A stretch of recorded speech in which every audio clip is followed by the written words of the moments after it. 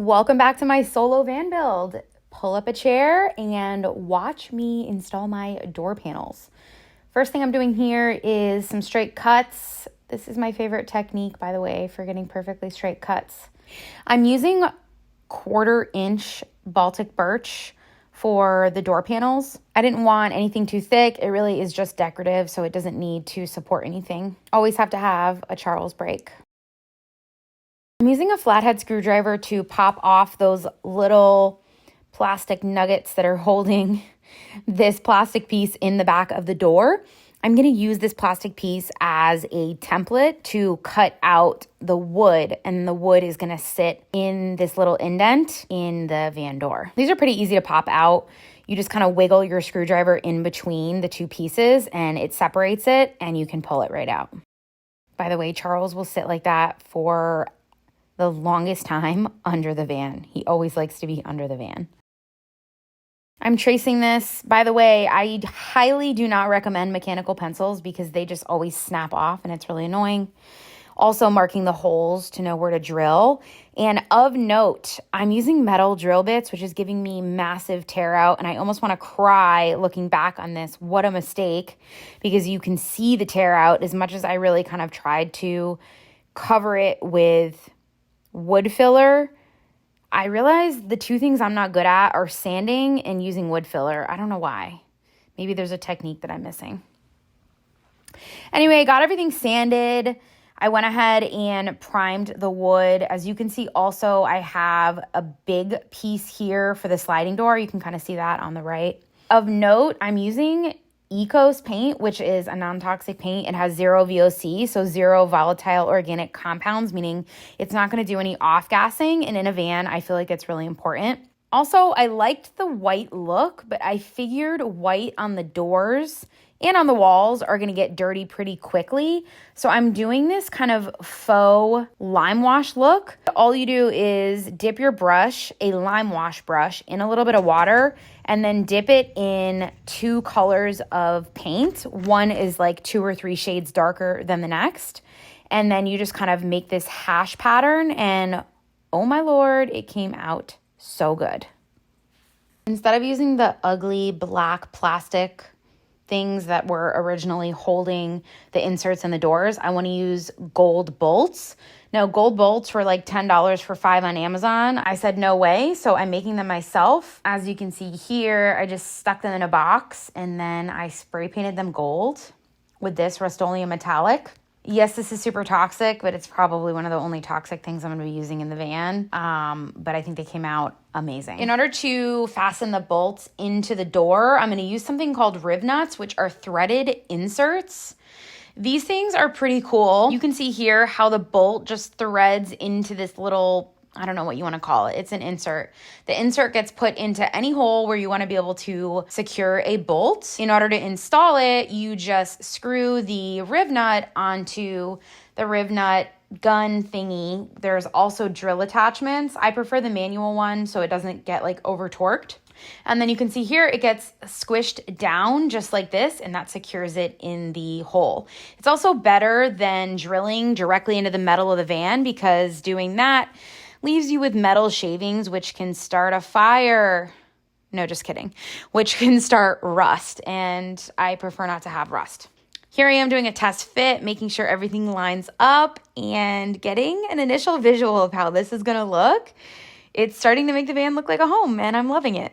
For the top part of the door where there is no template, I'm using the Play-Doh method to transfer the holes onto the wood.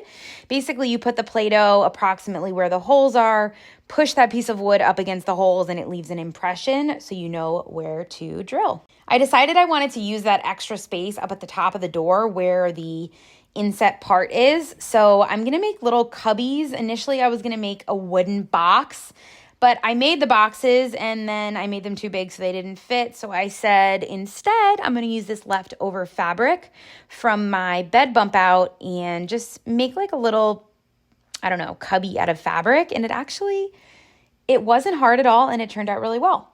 So basically, I am setting the fabric down to get an idea of how big the fabric needs to be. And then I'm going to use a staple gun with 1/4-inch staples. Now, because this wood is also 1/4-inch, the staples graze through just a little bit through the wood. So I am bunching up a little bit of extra fabric before I put the staple in.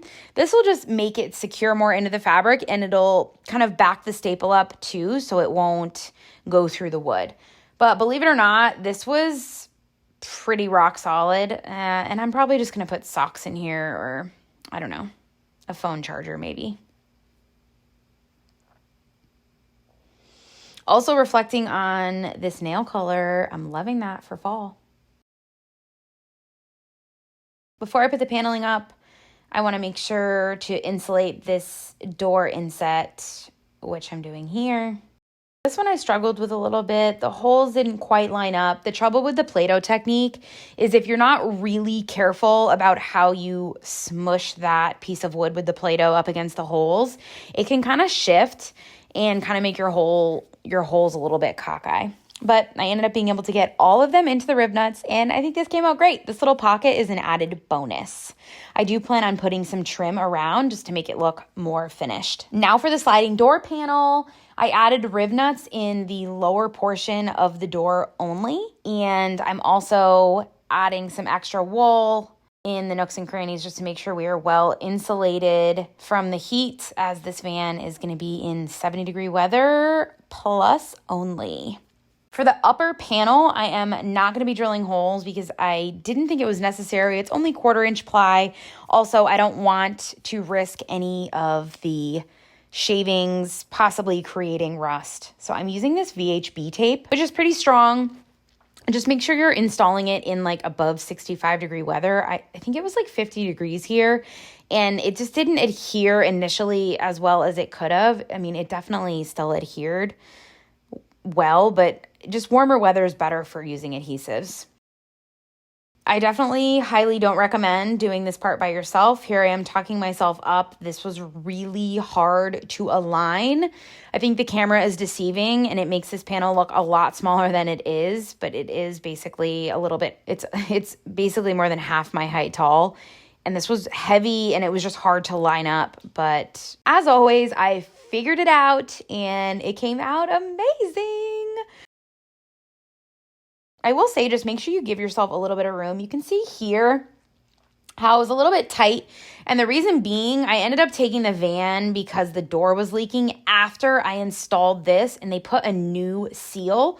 So this was lined up perfectly for the old seal, but when they put the new seal, it kind of covered more surface area. And I'm going to have to go in through with a utility knife once I find my utility knife, which has been missing forever, and cut this back a little just so the seal can sit more better. I know that's not the way to say it, more properly. That's a wrap for the door paneling. I hope you guys liked it. I hope you guys got some good ideas. If you have any questions at all, please leave them in the comments. I'm happy to answer, happy to help. And don't forget to subscribe to see the rest of the van build. The next video I'm going to be publishing is my ceiling with ceiling slats and inset LED lights. This one is fire.